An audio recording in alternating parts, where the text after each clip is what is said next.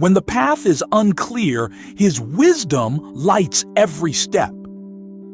You might feel like you're wandering through a silent chapter, praying, waiting, hearing nothing.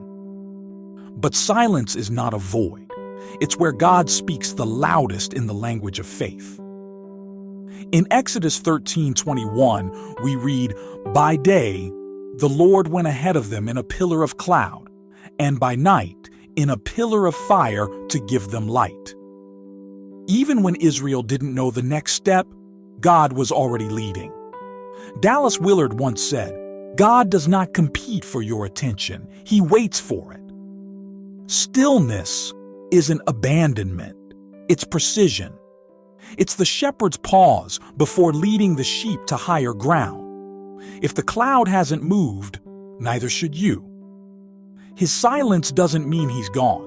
It means He's guiding you slowly, surely, and strategically.